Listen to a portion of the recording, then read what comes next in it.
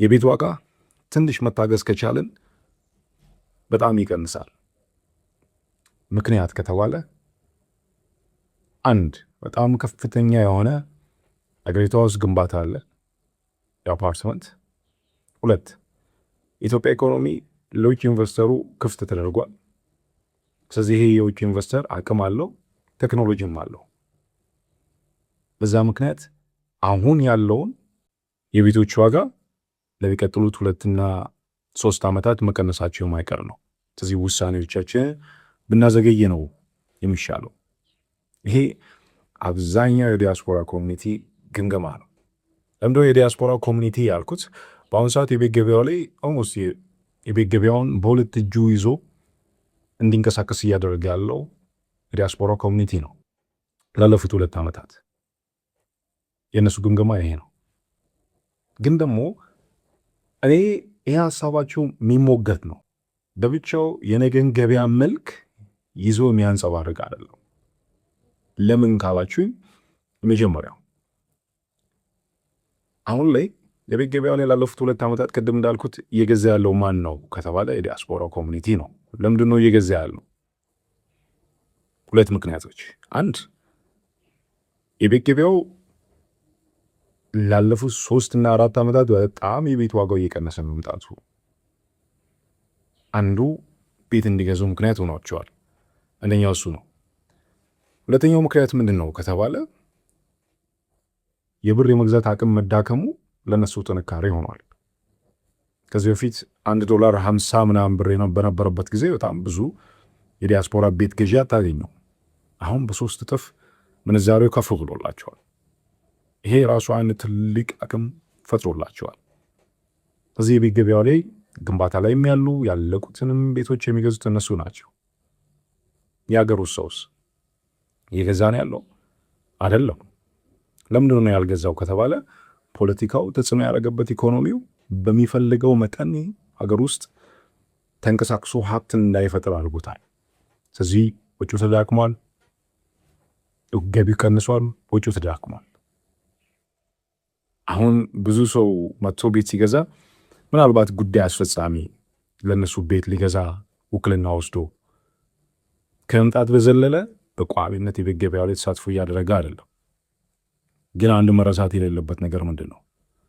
ስለ ነገ ገበያ እያወራን ከሆነ አሁን ያገሩ ሰው ቤት መግዛት ያቆመው ፍላጎት አጥቶ አይደለም፣ አቅም አጥቶ ነው። ስለዚህ የነገ ዕጣ ፈንታው እሱም እንደ ውጭ ኢንቨስተሩ ነው። የውጭ ኢንቨስተሩ ኢትዮጵያ ውስጥ መጥቶ ኢንቨስት ያደርጋል የሚል ድምዳሜ ላይ ከደረስን የሀገሩን ሰው በዛው ልክ ምን ይሆናል? ነገ ከነገ ወዲያ የቤት ገበያው ላይ አቅም ኖሮት መሳተፉ የማይቀር ነው። ምክንያቱም ሁለቱም ቤት ለመግዛት አንድ አይነት ምህዳር ያስፈልጋቸዋል። ፖለቲካው መረጋጋት፣ ኢኮኖሚው ወደ ነበረው ስራው መመለስ። ይሄ እድል ካልተፈጠረ ውጭ ያለው ኢንቨስተር ሀገሮችን እንደ አንድ ካምፓኒዎች ነው የሚያያቸው። የተሻለው ዋስትና የሚሰጠኝ የትኛው ነው? ዱባይ ላርክ፣ አሜሪካ ላርክ፣ ፈረንሳይ ላርክ፣ ቻይና ሄጄ ልግዛ፣ ናይጄሪያ ኢንቨስት ላርክ? ምርጫው ነው። ማንም የሚያስገድደው የለም። የሚወስነው ምኑን ነው? የተሻለው ዋስትና የሚሰጠው። ኢትዮጵያ ውስጥ መጥቶ ኢንቨስት አደረገ ማለት በዘዋዋሪ አማርኛ ምን እያለ ነው? የተሻለው ዋስትና የሚሰጠው ነገር አግኝቷል ማለት ነው። ያ ማለት ፖለቲካው ተረጋግቷል ማለት ነው። ፖለቲካው ከተረጋጋ ኢኮኖሚው በተወሰነ መልኩ ስራ መስራት ይጀምራል። ኢኮኖሚው ስራ ሰራ ማለት ምን እየሆነ ይመጣል? የሀገሩም ሰው በዛ ኢኮኖሚ ውስጥ ተሳትፎ ያደርጋል። ስለዚህ ምን እየሆነ ይመጣል? ሀብት መስራቱ አይቀርም። ሀብት ሰራ ማለት አብዛኞቻችን አንድ ነገር ተገንዝበናል። በአሁኑ ሰዓት በክፉ ጊዜ ኢኮኖሚ አሁን ያለበትን አስቸጋሪ ወቅት ክፉ ብንለው በዚህ ክፉ ጊዜ የደረሰልን ማን ነው? ፋይናንሻል ሴክተሩ ነው አይደለም። ከሰው የምንበደራቸው ገንዘቦች ናቸው አይደለም። አብዛኛው ሰው ተመሳሳይ ኢኮኖሚ ውስጥ ይሰራ ስለሆነ ሁሉም ሰው ነው የተዳከሙ አቅም። ስለዚህ በክፉ ጊዜ የደረሰልን ማን ነው? በደህና ጊዜ የገዛናቸው ንብረቶቻችን ናቸው። ስለዚህ ሰው ይህንን ያውቃል። ስለዚህ ነገ ገንዘብ ሲያገኝ መልሶ ከእጁ ያጣቸውን ቤቶች መግዛቱ አይቀርም። ኢንቨስትመንት ሁል ጊዜ ማትረፍ አይደለም። አንዳንዴ ለክፉ ጊዜ ጎተራ ውስጥ ማስቀመጥም ሊሆን ይችላል። ስለዚህ ሰው ቤት መግዛቱ አይቀርም። ስለዚህ የነገ ገበያ ላይ ማን ተፈጠረ ማለት ነው? ሌላ ቤት መግዛት ፍላጎት ያለው ማህበረሰብ ክፍል ይፈጠራል። አንድ እሱ ነው። ሁለተኛው የሀገሪቷን የህዝብ ቁጥር እዩት። የትኛው ነው የሚበዛው? ወጣቱ ነው የሚበዛው አይደል? ወጣቱ በዚህ አስቸጋሪ ወቅት ራሱ ሰርቫይቭ ለማድረግ ራሱን ለመቻል ከራሱ አልፎ ቤተሰቦቹን ለማገዝ በዚህ ወቅት ራሱ በጣም በጣም በጣም ከምታስቡት በላይ እየጣረ ነው ያለው። ስለዚህ ይሄ ምን ይነግራችኋል? ነገ ከነገ ወዲያ ኢኮኖሚው ጥሩ ቢሆንለት በሚፈለገው ዘርፍ ላይ ያለውን ሀሳብ ያለምንም ገደብ ያለምንም ውስንነት በተግበር ከቻለ ሌላ አቅም በጣም ከፍተኛ አቅም ነገ ከነገ ወዲያ የቤት ገበያው ላይ መግባቱ አይቀርም። ቤት በመግዛት በመከራየት ያለምንም ጥያቄ። ምክንያቱም አብዛኞቻችን የመጨረሻ ታርጌታችን ሊሆን የሚችለው ለቤተሰቦቻችን ቢያንስ ለራሳችን አንድ ንብረት መያዝ ነው። የራስ ምንለውን ቤት መግዛት ነው አንዱ ፕላን። ወጣቱ ይሄ ነው መጨረሻው ግቡ። ስለዚህ ሌላ ትልቅ አቅም ምን እየሆነ ይመጣል? የቤት ገበያ ላይ መምጣቱ አይቀርም።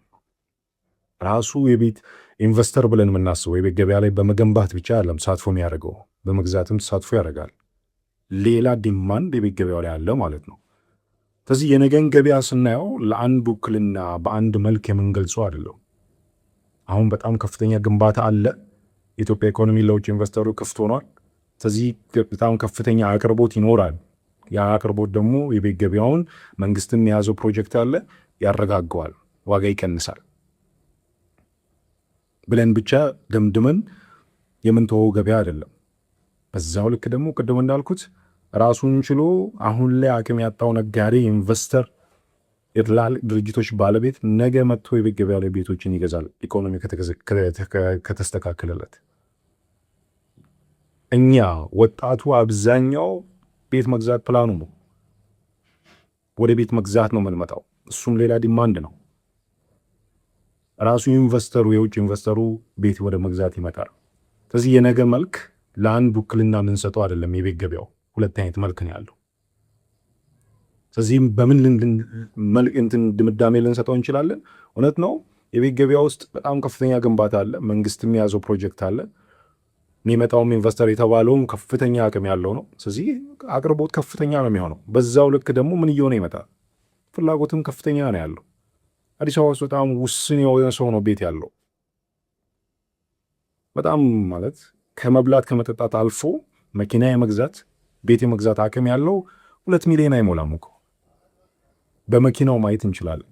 እዛውም ከአንድ ቤት 3-4 መኪናዎች ኖረው ማለት ነው። የመኪናው ቁጥሩ አዲስ አበባ ውስጥ ምንድነው ኢትዮጵያ ውስጥ በጣም ውስን ነው። ከ2 ሚሊዮን አልፍ ማለት ይሄ ይነግራቸዋል። የፖለቲካው መረጋጋቱ በጣም እንደምቅ ተይዞ ቁጭ ያለው ወጣት ወደ ሀብት ወደ መፍጠሩ መምጣቱ አይቀርም። ስለዚህ ሁለት አይነት መልክ ነው ያለው። መፍትሄው ምንድን ነው ከተባለ አንድ ልናረገው የሚገባው ነገር ምንድን ነው? ዛሬ መግዛት ነው። ዛሬ ግን ስንገዛ እንዴት ነው የምንገዛው ከተባለ በዋናነት የነገን ብስራቱን ወይም ደግሞ የነገን መልኩ መጥፎ የሆነውን ባህሪውን በዛሬ ልንገዛው ባሰብነው ዋጋ ላይ ማንጸባረቅ ማለት ነው። ዛሬ ያንን ዋጋ ያንን የነገ ባህሪውን የገበያውን መልክ ባህሪውን ሊሰጠን የሚችለውን እድል ሊያመጣብን የሚችለውን አደጋ ተገንዝበን እሱን አሁን ቤት ልንገዛው ባሰብነው ዋጋ ላይ ማንጸባረቅ ችለን ልንገዛው ያሰብነው ቤት እሱን ቤት የሚሸጥልን ሰው ያንን ዋጋቸው የሚቀበለን ከሆነ አሁን መግዛት አዋጭ ነው። ያንን የማይቀበለን ከሆነ ግን መጠበቅ አንዱ ምርጫ ነው። ምንጠብቀው ሌላ አይነት የገበያ መልክ እስኪመጣ አይደለም፣ የግዴታ ሌላ ሰው እስክናመጣ ሌላ አይነት ቤት ሻጭ እስክናገኝ ተጽዕኖ ውስጥ ያለበት ችግር ፋታ ያልሰጠው ገበያው ተጽዕኖ ውስጥ የከተተው የአዲስ አበባ ማስተር ፕላን ተጽዕኖ ውስጥ የከተተው እሱን ደግሞ አግኝተን ምን መሆን አለብን?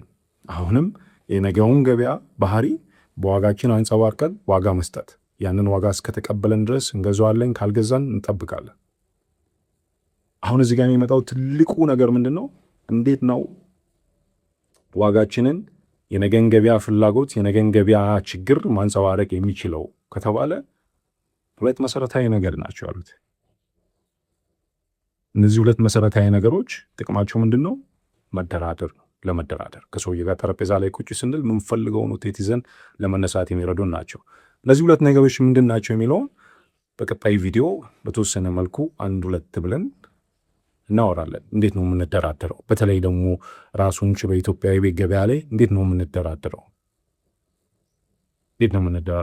አብዛኛው ሰው አሁን የተደራደረበት ያለው መንገድ ትክክል ነው?